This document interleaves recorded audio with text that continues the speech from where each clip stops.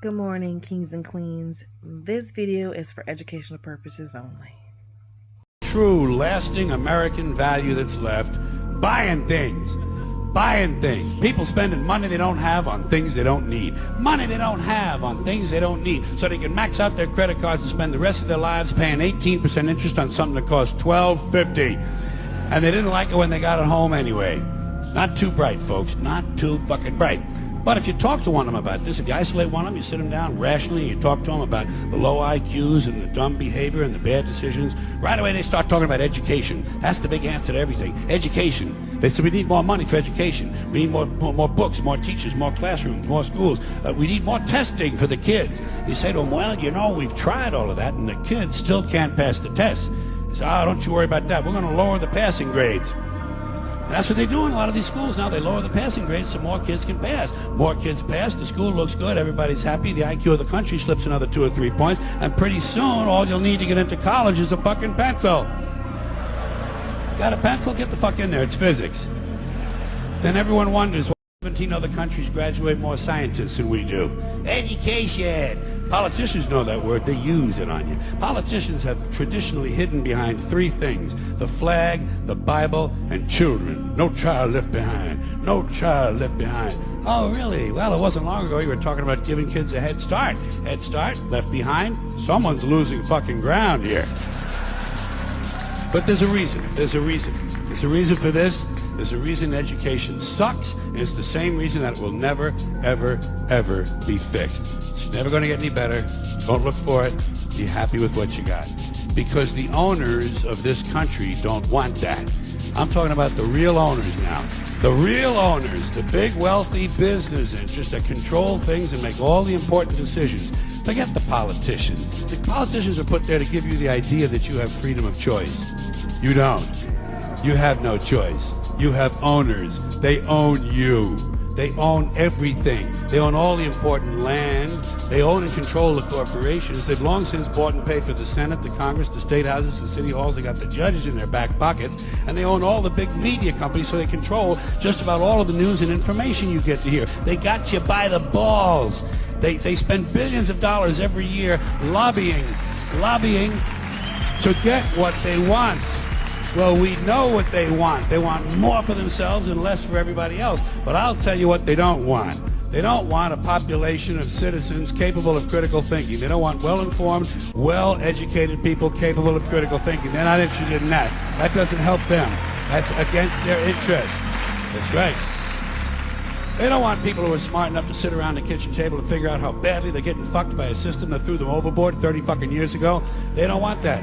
You know what they want? They want obedient workers. Obedient workers. People who are just smart enough to run the machines and do the paperwork, and just dumb enough to passively accept all these increasingly shittier jobs with the lower pay, the longer hours, the reduced benefits, the end of overtime, and the vanishing pension that disappears the minute you go to collect it. And now they're coming for your Social Security money. They want your fucking retirement money. They want it back so they can give it to their criminal friends on Wall Street. And you know something? They'll get it. They'll get it all from you sooner or later, because they own this fucking place. It's a big club, and you and I are not in the big club.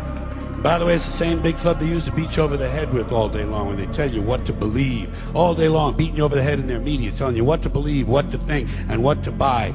The table is tilted, folks. The game is rigged, and nobody seems to notice. Nobody seems to care. Good, honest, hard-working people, white collar, blue collar, doesn't matter what color shirt you have on. Good, honest, hard-working people continue. These are people of modest means. Continue to elect these rich cocksuckers who don't give a fuck about them.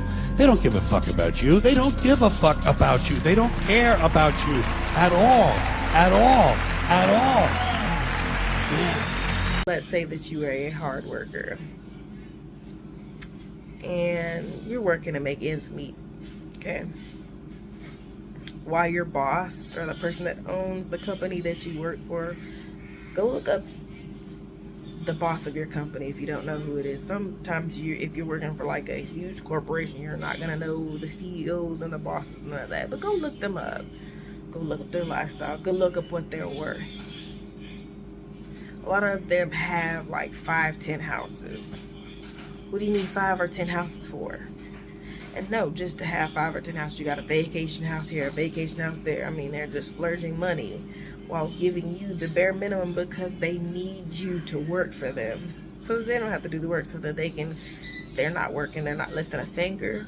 And I get it, they started the business, that's how it's supposed to be, but they're also being greedy because you got 5-10 houses while the people that work for you and are breaking their backs, spend majority of their life working, are making ends meet, and that's all they can do half the time.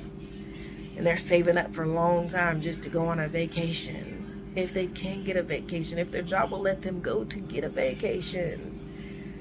And then you're promised all these things that you do not get from your job. Your job promises you a raise.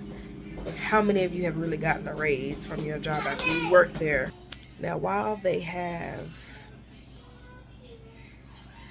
all of these boats and houses and stuff like that, yeah, sure, they worked for it. No, they started the company. Yes, they did work to start the company, but to continue their company, they needed workers who spend majority of their life when they could be spending more time with their kids.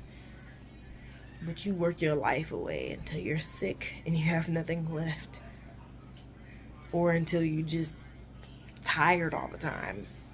You're too tired to think about what they're doing in this world because you don't have time for that. So some of you ignore it, some of you are blind, and that's not to say that you are wrong and it's not your fault. It's the system that has been set up to get you to work like that. For people who could be, instead of buying 10 houses, what you need 10 houses for? What you need 5 cars for? Just to have it? When you could be giving your workers more money, you could still possibly have that same amount of stuff. Make it make sense. Last thing I want to leave you with is a couple of questions and some. So, how many of you, like I mentioned earlier in the video on the raise, I didn't get to finish because my lovely son came about. How many of you have gotten, let's say that your job said you get a raise after you've been there for a year or however long, some jobs say a year. How many of you actually got your raise? Another question is, how many of you have went to college and got a job right away in the field that you went to school for?